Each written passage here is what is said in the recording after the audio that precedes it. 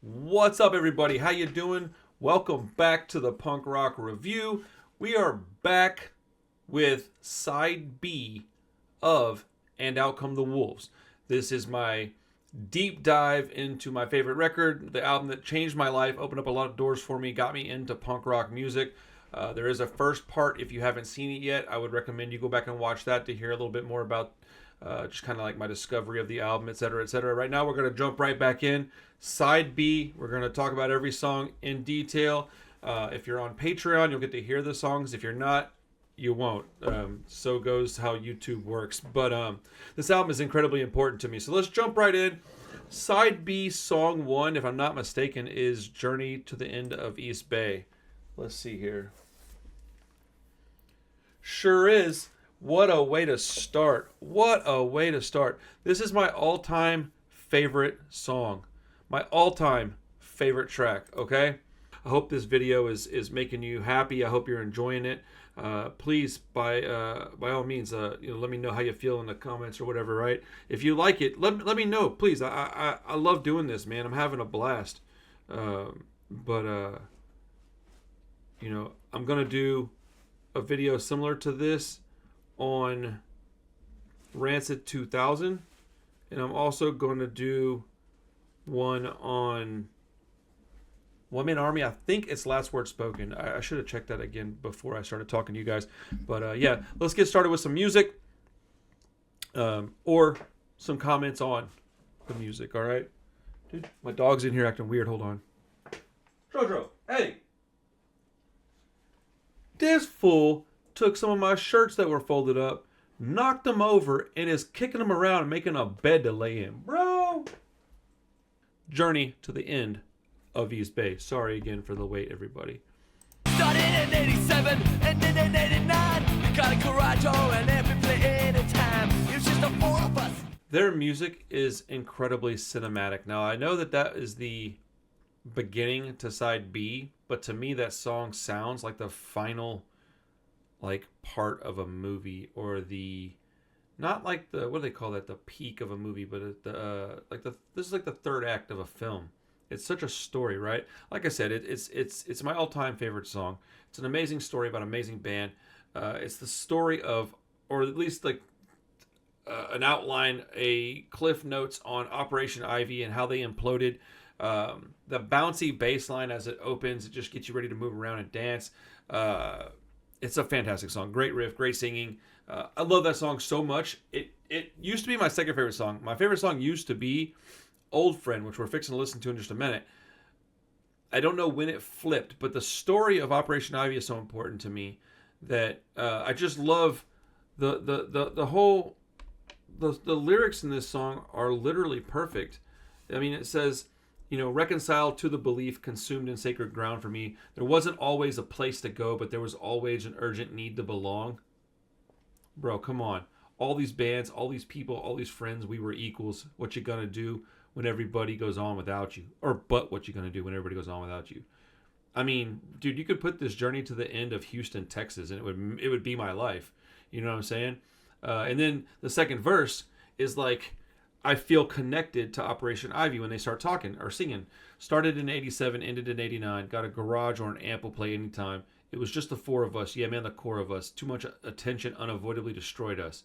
4 kids on tour, 3,000 miles in a 4-door car, not know what was going on. We got a million years touring out like this. Hell no, no premonition could have seen this.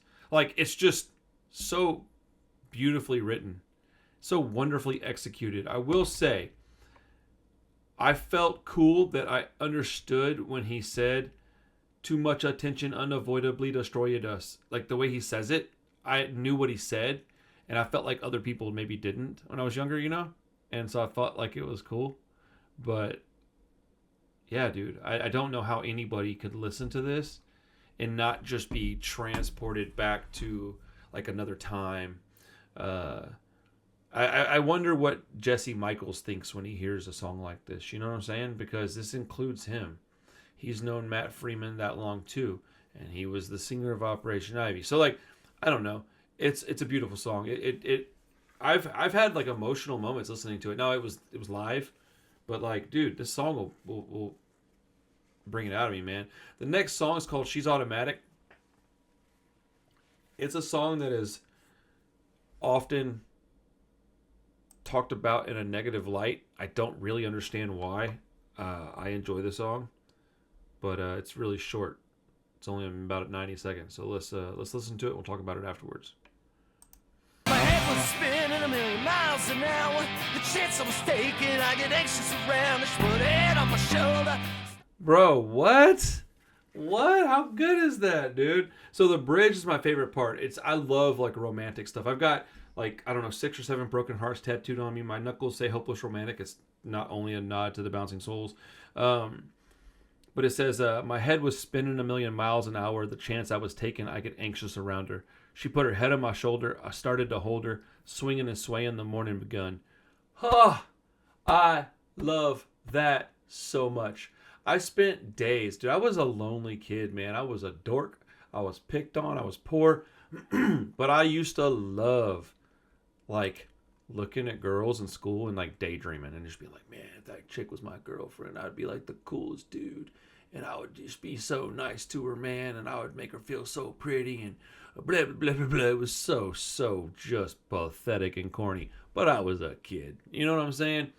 And I would listen to this song, and when I would hear parts like that at different points in my life, there would be different women that had their head on my shoulder, right? Or different ladies, young ladies, girls, whatever, you know, whatever part of my life. But in the last like 13, 14 years I've been with my wife, this has become a song that I think of her when I hear it. We've danced a few times, but like, I'll tell you a quick story and we'll move on to the next song. This is probably the coolest thing I've ever done in my life. So, I'm not going to go into the story about how we met and everything. I will tell y'all that if you want to know. But we were really poor when we were trying to get married. We already had the 2 big kids. They were real little, like babies. But we wanted to get married. We knew we wanted to get married before we were pregnant. Like, we were super in love. She made her own wedding dress, like, to get married in. Like, she bought the fabric, found a pattern she liked, and sewed it. It was a simple dress, but it was so pretty. And I remember it was the first time she ever wore lipstick around me. Like, maybe not the first time, but like, first time she ever wore the kind of lipstick she wore. And I didn't have enough money for like a suit or anything. I think I wore like a button-down plaid shirt and some like chinos or something like that. And my facial hair was all still brown and red. I didn't have any gray in my hair yet. It was crazy looking. Like, I see the picture sometimes, and it just blows my mind. But the cool thing that I did is I behind her back, like I said, we didn't have any money. I saved little bits of money here and there, like $5, $10, $7, $2, $3, $1.37 if that's what I had.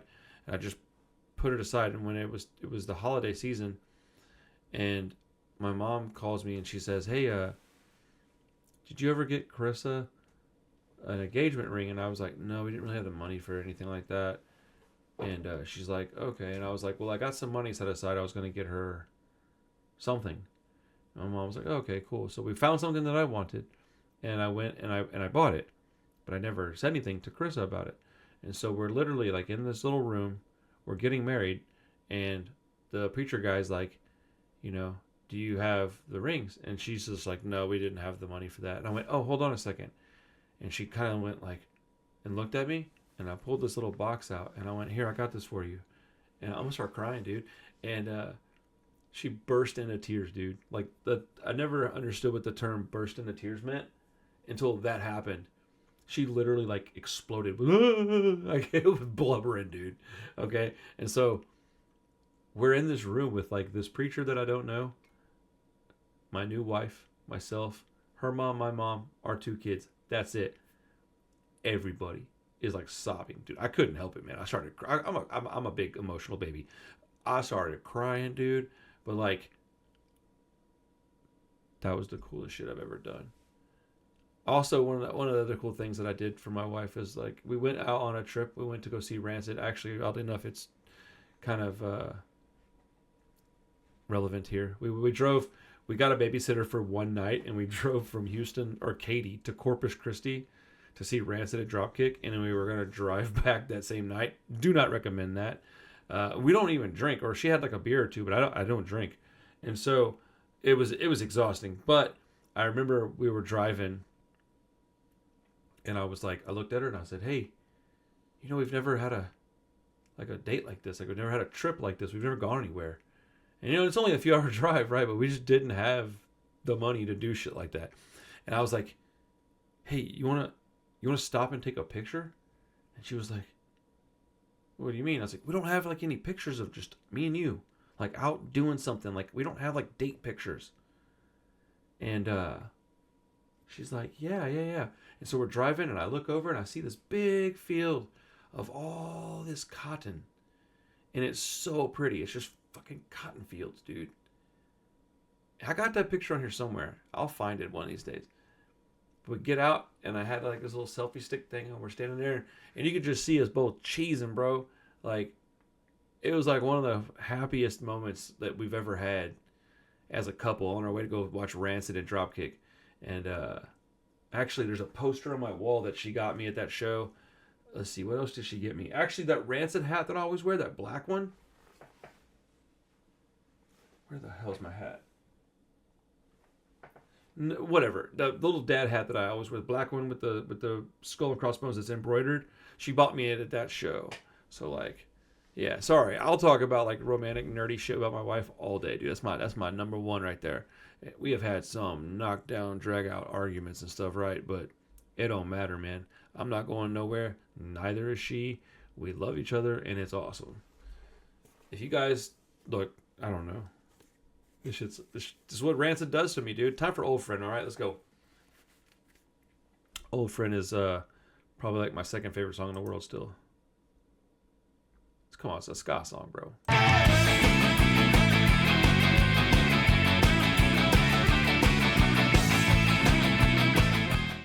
Man. Oh my goodness, dude. What a great song. Testify my love for you. I know it runs deep through your body too. From the cold black top to the hot concrete. An old tin man and it ain't so sweet. Oh, bro, I love it so much, dude. One of the greatest ska songs of all time. It was my personal favorite song all throughout my 20s. I don't know exactly when it switched to Journey to the End of East Bay, but I just realized one day that I wasn't feeling the same heartache that I used to feel, and that's accurate. I got happier one day, and I just didn't feel the same about the song. Around the time I got sober, I think, had a growing family, sobriety, lots to be happy about. But yeah, it's still a top song for me. Absolutely love the story within the song. I have a bunch of broken hearts tattooed on me, like I said earlier, and always wanted good morning heartache, you're like an old friend, come to see me again, tattooed on me somewhere. Still might get that at some point in my life. The lyrics testify my love for you. You know what I'm saying? Always stood out to me. I have Hopeless Romantic tattooed on my knuckles, so maybe it's obvious why I would love this song so much. Can't tell if the song is about a woman or a city or something else, if I'm honest. But I think that's the kind of up to you. Also, the solo in this song is incredible. I love Chuck Berry. It's a 10 out of 10 song. But I like that they have on this bridge part, this like organ comes in. Like it's real subtle, right? In the back. I mean, it's like audible. You can hear it. But it's a subtle thing. And then it just... It's so big and powerful. Also... one of the things that I liked about this song wasn't necessarily what the song meant to the people that wrote it, but just the words, good morning, heartache, you're like an old friend, come to see me again. I spent a lot of years addicted to drugs, and this song would be something that would remind me of the pain I was feeling, but it was comforting. It was comforting. Excuse me, I can't talk.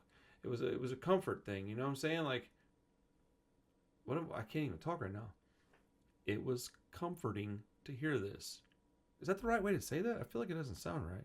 Anyways, it felt nice. It was like a blanket wrapped around me, and I would, if I was getting kind of dope sick, I would listen to it. If I was on my way to go score, I'd listen to it.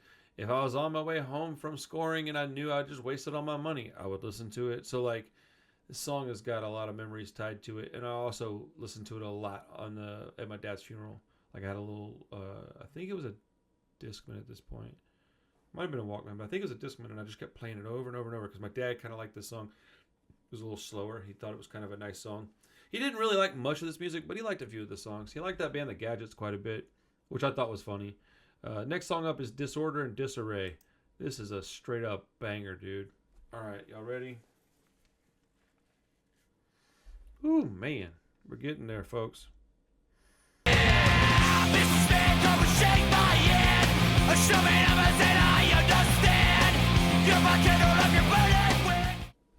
Dude, what a fantastic track.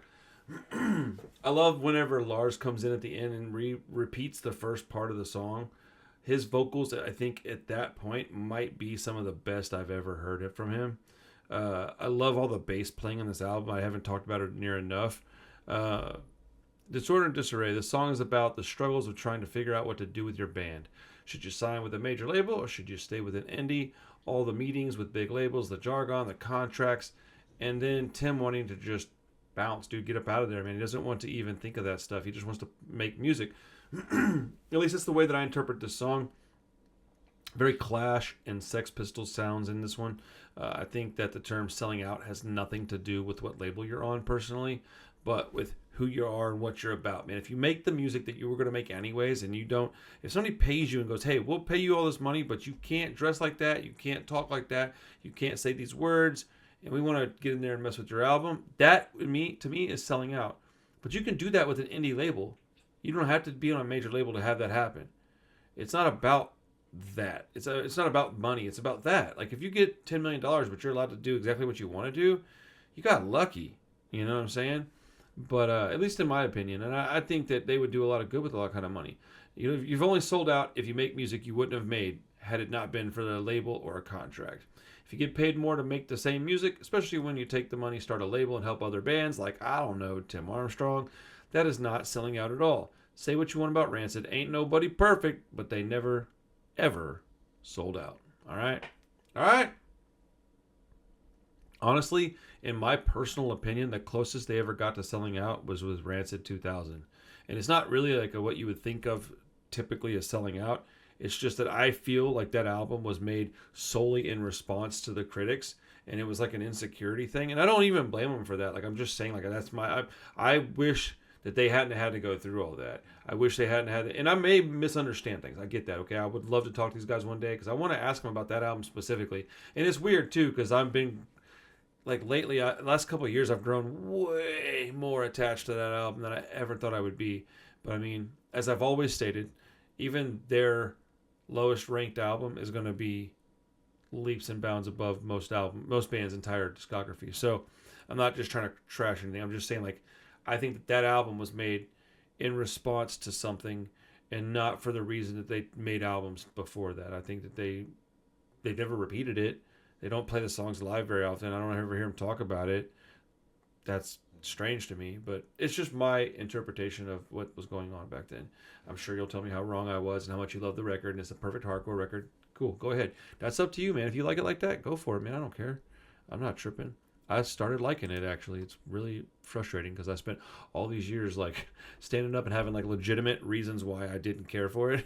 And then I listened to it so much in order to like stand my ground that I've gotten kind of accustomed to hearing it that way. Like, oh, dude, it is what it is, right? Dude, my dog is snoring now. Bro, what are you doing, puppy? He's like, I'm happy, I'm sleeping. All right, Disorder and Disarray. Wait, no, that's what we just heard. The War's End. Ooh, we got a lot to talk about with this song. This is a good one. And by the way, I said the closest I thought they ever got to selling. That does not mean that I think they sold out. I said as much. I'm just saying, like, if you're going to do something for any reason other than, I don't know. I want to talk to them so bad. I want to know, like, what was going on in that time. Like what was the reasoning behind some of the choices they made within production. Because I've always thought that the lyrics were stellar and the bass playing was awesome. But I didn't care for the vocals a lot. And the production choices were interesting to me. But it's so crazy that I'm, like, enjoying that record now. It's funny how tastes change, man. All right, The War's In. This is a big one. Little Sammy was a punk rocker. You know his mother never understand him. That song went by quick, didn't it? It's only 2 minutes, less than 2 minutes even. Um, Dude, the bass, did you hear that? So ridiculous, man. A song I think all adolescent punk rockers can relate to. This is also where I first heard about Billy Bragg. The song tells a story about a kid whose parents don't agree with him politically and probably just his lifestyle in general, and he decides to, well, leave home. Um, when I was 17 years old, I took off. I moved out of my mom's house in November of 1998. November 21st. I actually remember that because it was her birthday. And I moved in with my dad. And then in January of 1997, I'm sorry, 1999. So, November 21st, 1998, I moved in with my dad. That Christmas season was a really big one for me because I got a lot of records from my dad that are to this day very important to me because of that. Also, in January, he died. I went to school one day and he had a heart attack while I was at school. And I came home and my stepmother just collapsed and said, he didn't make it. And I didn't know what was going on. And so I took some pills and I walked outside. It was pouring rain. And I walked in my neighborhood and I was all like kind of like foggy and I was not in the right place. And I went to this girl's house. There was this girl that I rode the bus with. And I always thought that she was just incredibly pretty. Like, this is the kind of girl that I would daydream about, right? Just be like, oh my goodness, she's like a cheerleader type, right? Just not the kind of person that would even talk like to me. But she knew who I was. I was kind of a troublemaker, so I was known around school for being a troublemaker, and I rode the bus with her, lived a block away, and so I'm walking in the neighborhood, and it's pouring rain. Every house is like dark, like there's no lights on or anything, and I get to this house, and there's a light on in like the family room or the front room or whatever, and then there's like a garage with the door open and there's a car in it. I think it might have even been half open. I can't remember, but it was like I couldn't really tell what was going on there. But I could tell somebody was home. And for whatever reason, I like went over and I knocked on the door and I'm literally like covered, drenched in water. And dude, this girl opens the door. I had no idea it was her house. I think I might have subconsciously known. I don't know. But I knock on the door and she opens it and I went, oh, it's you. And she goes, oh, it's you. Just like that. Oh, it's you. Yeah, it's you. And I started crying. And she was like, hey, are you okay? And I just went, my dad just died. And it's like, shh. And I'm like, my dad just died. And she goes, oh my God, what are you doing right now? And I was like, I don't know. It's all loud.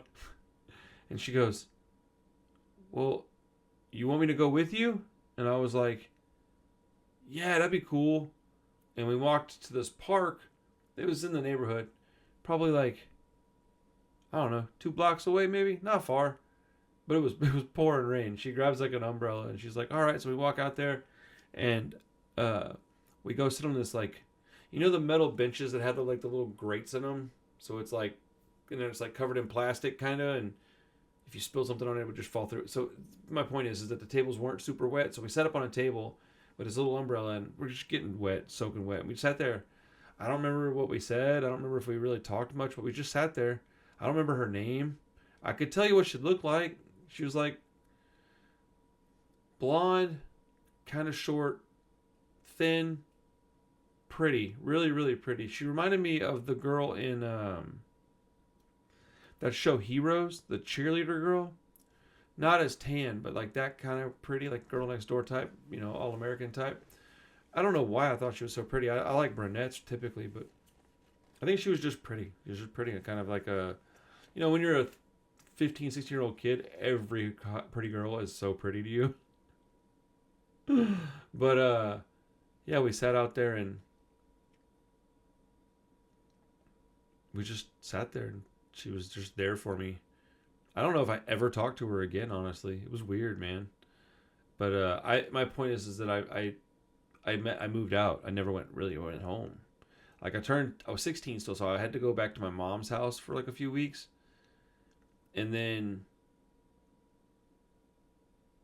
when I turned 17, I met this girl named Crystal, and I think I just went to her house. Oh no, I got in trouble and got sent to like this daytime military school thing where I had to, oh fuck, I forgot all about that shit. That's when that all happened. Yeah, dude, my life was weird, man. It was weird. But I left home at 17. I never really went back. Uh, I would move in with a girl or something and like hop couches and just. I was probably like 20 before I had like a stable place to stay. Shout out to Ben. You know who you're Ben. You know Ben. Benny, if you're out there watching, brother, I'm glad that you saved me, man. We got an apartment off of Westheimer. That was the homie, man. We had a place to stay. It was cool, man. But yeah, every young kid has this stuff going on with their parents, you know. The guitar and the vocal intro to this song are incredibly moving. This album is incredibly complex, man. It's very poetic while still being a genuine pissed off punk rock record. Not many people can write like this, in my opinion. The bass playing, like I said earlier, is a standout on this song specifically. And it's wild to be like 15 songs deep into an album and still have songs of this caliber. It's a fantastic record. There's more to go. There's 4 more songs. So let's get to it. Next song is called You Don't Care Nothing. I would say that this is probably one of the least popular songs on the record. I don't really know why. I think it's a pretty good song. All things considered, it's I don't know that I would call it a top song, but I don't think it's bad at all. Wait, what? Oh, cool. Okay. All right, you ready? Let's go. Do you really wanna know what's happening? Do you really wanna know what's going on? Hey girl, you better please take a look around. Man, I think it's a very, very good song. Jenny DeMilo. You know, I was probably listening to that song for 10 years before I knew they were saying Jenny DeMilo. Like, some of my favorite singing by Tim on this song. Do you really want to know what's happening? Do you really want to know what's going on? Hey girl, you better please take a look around, explore your heart, find out for yourself. Ooh! I think this song is about a predatory woman, maybe a sex worker, maybe, that's become tough over the years living that life and has to be that way, maybe. I don't really know. But then maybe they run into the narrator of the song and he's trying to explain that he's different. I don't know, man. All these songs, they made me daydream. I spent so much time on buses or waiting around while listening to this album. I just make people up. I don't know. Jenny DeMilo. I don't know. Pronounced DeMilo.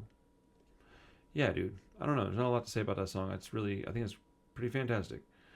Do you know what it's about? Anybody know? Like, is it not about somebody that's just rough and tough? I don't know. As Wicked is another fantastic song. Let's jump in. I'm getting tired, so let's. I'm so old, dude. It's after midnight, man. I'm exhausted. Been hanging out with Parker P today. That guy's got lots of energy. All right, As Wicked. As wicked as it may seem, as wicked as anything could be, as wicked as it. Man, what a dark song. I don't really know exactly what the song's about, to be honest, but it's super catchy and I love singing to it. It seems like a bunch of scenarios with wickedness around. An explanation from one of you would be super rad. I like it a lot, though. The freaking words in this, man. It's just so sad, dude. Oh my goodness, man. Yeah, I don't know. But I love that song. Again, another instance of us being like super deep into an album with a legitimate, fantastic A+ song. Avenues and Alleyways is another one of those. And yeah, we're going to listen to that one right now and talk about it. He's a different color, but we're the same kid. I'm treating him like my brother, don't treat me like his. Well, an eye for an eye, yeah, 2 for 2. For the first time that I ever heard Oi Oi Oi was in this song. What a great protest song. As I said before, to be 18 songs in on a record and have an offering of this quality is absolutely amazing. I love the back and forth vocals, but Tim and Lars, I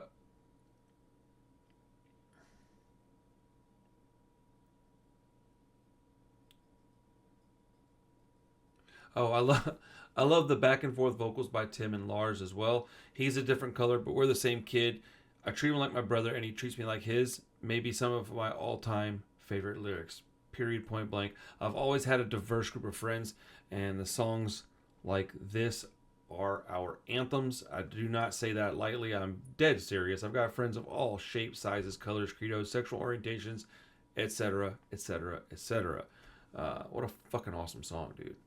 Class War Anthem. Very Clash-esque in my opinion.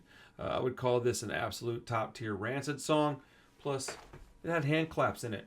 Who doesn't like the hand? I love hand claps. All right, this is it, man. The way I feel about this album, man. Fucking just glazing that shit, dude. All right, this is the closer on the standard edition of the album. Let's go. Pick me back up just to throw me back down. Apologies too late when you're up against a wall. The passion. Dude, that feels like the end of an album.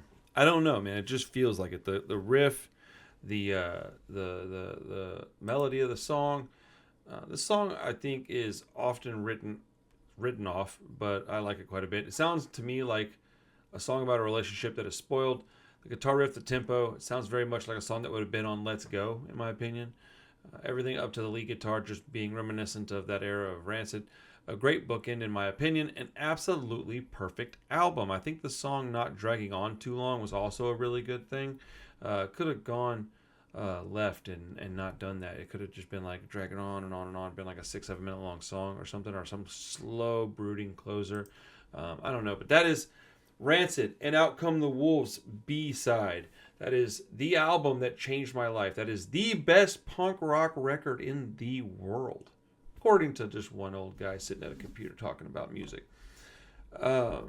Mike, to close out on this, I spent a lot of time working on this. I know it may sound rehearsed and stuff. I just wanted to make sure I did it right. This is important to me. This channel is important to me. The audience, you guys, you're important to me. Punk rock, very important to me. So, I don't know. This is the one. This is the one for me. This is like, is it what I listen to all the time right now? No, man. I listen to a lot of Oi right now, a lot of Bullshit Detector specifically. I listen to a lot of rock and roll stuff. I'm starting to get into like 77 punk and listen to old punk albums. Listen to a lot of French stuff. Listen to a lot of stuff in Spanish, a lot of Mexican like punk and hardcore and Oi. Listen to a lot of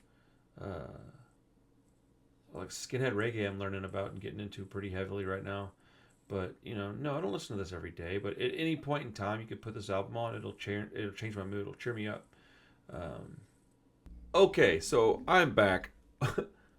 I got so excited while recording that and filming the reaction to each song. And I love that record so much that I was kind of like just in the middle of like a like a romantic daydream of this record and just thinking about it and like reminiscing and being happy that I never really addressed like some of the facts about the album and maybe the impact that it had, and just kind of talk about a couple of other things. This is the impact that Rancid and Out Come the Wolves has had on punk rock in general, music to my understanding anyways, and just kind of like its legacy and then personal factoids and such. I cannot believe I forgot to talk about this. I had it on here like, don't forget to talk about the record, like just like outside of the songs, you know what I'm saying? So this in my opinion is when Rancid maxed out their power. This is their final form, right? Their first album, I barely consider it a Rancid album at this point because they've had 9+ records since then, and they've all included Lars Fredriksson. But I love that record still. It holds a very important place in my heart. Then you had Let's Go in 1994. It didn't have quite the same production quality of And Out Come the Wolves. Some people prefer it, and I'm not saying it's better or worse. It just didn't have like the same.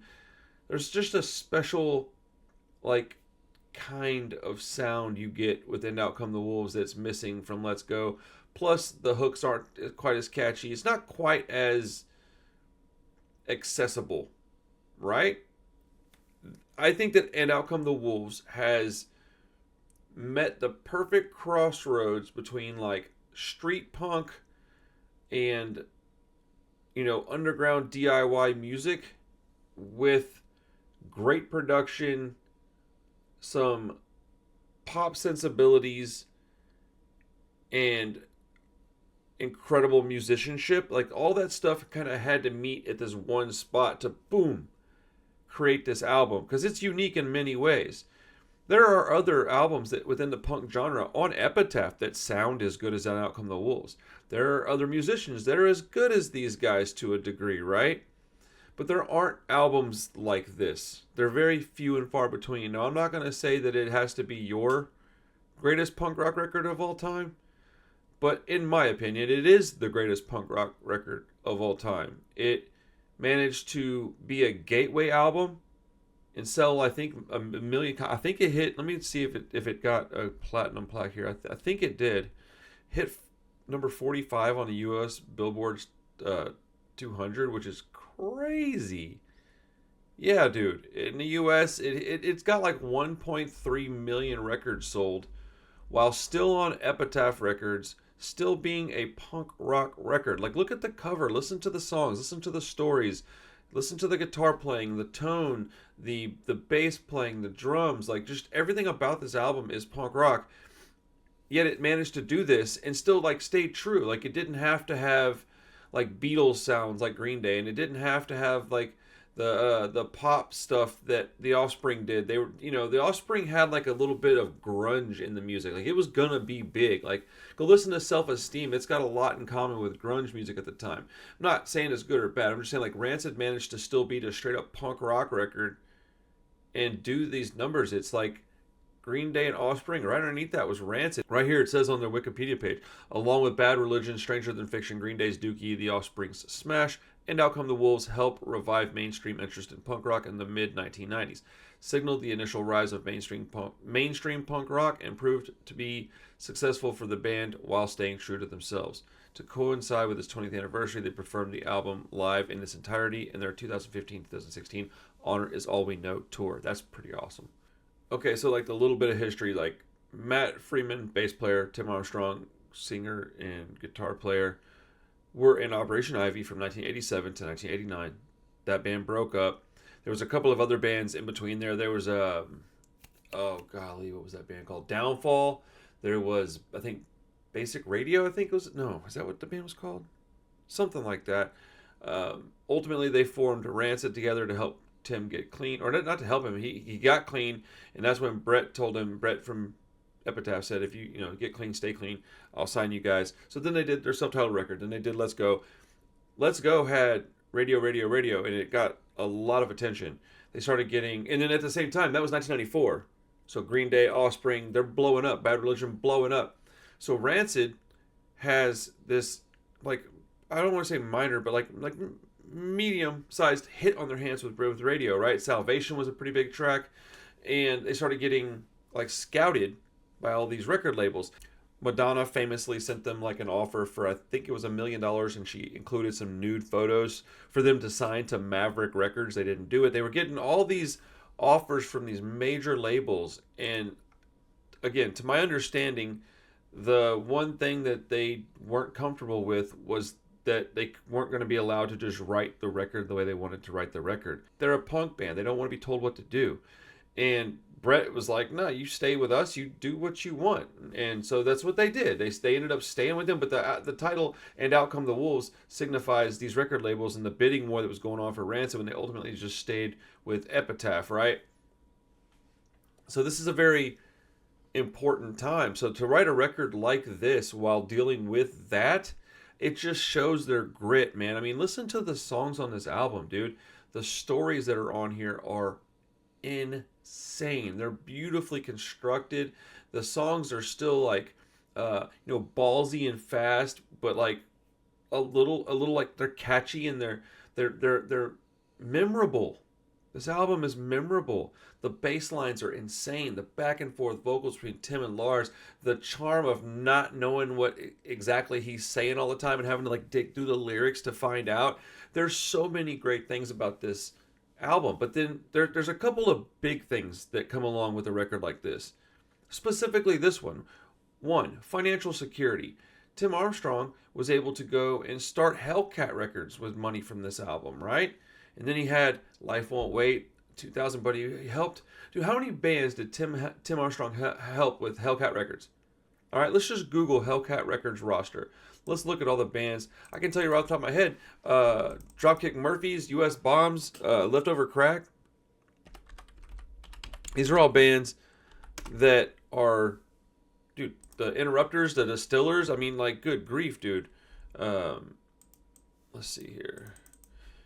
So that's how important this album is. It's important in a different respect. It's important for more reasons than it's just a good album. It provided them with it helped. How many people heard this album, listened to it, and then got into bands like GBH, Discharge, Cox Sparrer, Motorhead, maybe even, who knows, man. But all the bands that Tim and Lars would wear on their shirts and Matt would have on his bass and on his t-shirts and whatnot. But you have like Devil's Brigade, the Horror Pops, the Interrupters, Left Alone, Necromantics, the Slackers, Static Thought, the Unseen, Westbound Train, who didn't do much, but they're really, really good. Choking Victim, the Distillers, Dropkick Murphys, F-, the Gadgets, Hepcat, Joe Strummer, and the Mescaleros. It enabled Tim Armstrong to work with freaking Joe Strummer. Like, what are we doing? Lars and the Bastards, obviously. The Nerve Agents. You guys heard the Nerve Agents? Woo! Tiger Army Street Dogs, Time Again, Transplants, U.S. Bombs. Like, he was able to start, like, the coolest record label. Like, I'm an Epitaph guy, but I'm a Hellcat guy. That is, like, my favorite record label of all time. So that's the legacy that this album leaves behind. The art style. They took an album cover, Minor Threats EP with Ian's brother sitting on the steps with his head on his hands, right? And they did their version of that to pay tribute to that. That's how I learned about Minor Threat. How many bands and artists did I learn about through this album? Billy Bragg, Desmond Decker, Minor Threat. Dude, there's a lot, right? There's a lot. All the stories and the people that we hear about. This album did something that not many records ever do. And the staying power that this album has is incredible, man. I know I'm just glazing this shit. It's okay, man. That's what we're here to do. We're here to get up and glaze this album, dude. It's fine. Some people have other albums that they feel like this about. What are your albums? What albums do you feel like this about? I want to know. I'm not saying you're wrong or right. I'm not saying I'm right or wrong. I'm just saying that I want to celebrate this record, dude. It did a lot for a lot of people. How many bands came out after Rancid that, just off the top of the heap, you got bands like Left Alone, Time Again, The Interrupters, The Distillers. These are all bands that have incredible Rancid sounds within them that come from this record. Then you have stuff like over in Indonesia, there's like 10 bands that are like Rancid ripoff bands. Like, it's incredible the reach and the impact that this album has had. I don't want to sit here and just keep repeating myself over and over and over, but this album has told a bunch of beautiful stories, introduced us to a lot of people, a lot of music. It's shaped punk rock. It's carried on the sound of bands like The Clash. Think about how that affected me even. All these years of listening to Rancid and just being like, I accept that they're influenced by The Clash, but they don't sound nothing like them. And then finally somebody's talking to me after all these years and they say the one thing that caught my attention, it's funny you don't see how they sound like The Clash. And I said, well, they don't to me. And he goes, have you ever heard Give 'Em Enough Rope? And I was like, no, I haven't. I just hadn't. It is what it is. But like, that's what this album does. Stuff like that, man. It's really cool. It's saved me. And I don't know. I just wanted to talk about the impact, the story behind it a little bit. This record's important. This is the stand against major labels. This is the stand against the man. It's this album. And Out Come the Wolves. We stood up against them and we didn't partake in their, unnecessary bullshit. They're not going to tell us what to do. This is our anthem, dude. This is our soundtrack. This is the soundtrack to 90s punk rock. This is the soundtrack to my life, my adolescence, my early manhood. This is it, man. This is it. This is the greatest punk rock record of all time. Rancid and Out Come the Wolves is the greatest punk rock record of all time. It's a fantastic record. I don't know what else to say about it. Other than I would like to know your thoughts. What does this album mean to you? When did you hear about it? When did you listen to it the first time? Did it introduce you to something? Or was it maybe you were like into punk rock and you were kind of like, I don't know how I care about this, and then this came out and then rejuvenated your love for the genre? Or do you think it sucks and it's overplayed, over, produced or whatever? But I think for a bunch of guys that were being like wooed by a bunch of major labels that only cared about them making them a bunch of money, I think this is a pretty good fuck you to those guys. I think that there's no way to top an album like this. So I also think that the next record is something to think about. Life Won't Wait. How else were they going to do something that would be a satisfactory record? You can't after an album like this. So they went and did the next best thing. They created basically there was it called their magnum opus, like their avant-garde, fucking long, eclectic punk rock record, right? And then they got all this backlash, which caused them to make Rancid self-titled 2000. It wasn't until 2003 where they got back to form and did Indestructible. This album did them. It was so good that it like threw them off the tracks a little bit. And they had to regain their composure. And I'm not saying that in a negative way. I love Life Won't Wait, and I'm starting to have a pretty frustrating appreciation for Rancid 2000. But man, what a fantastic record. What a long video. Thank you for hanging out with me. I appreciate it. I'm going to let you guys get out of here. Please let me know in the comments what you think about this. Let me know how you feel about this album. I'm going to probably put this up in 3 pieces. Side A, Side B, both as one big thing. And then I will probably have it all uploaded on Patreon almost immediately. So stay tuned for that, young ladies and gentlemen. Okay? I don't know. Young boys and girls. People of all ages. Whatever. I'm out this bitch. I'm tired. I'm going to go edit some video. Thank you so much for hanging out with me on the Punk Rock Review. I love you guys. Have a great day. Peace.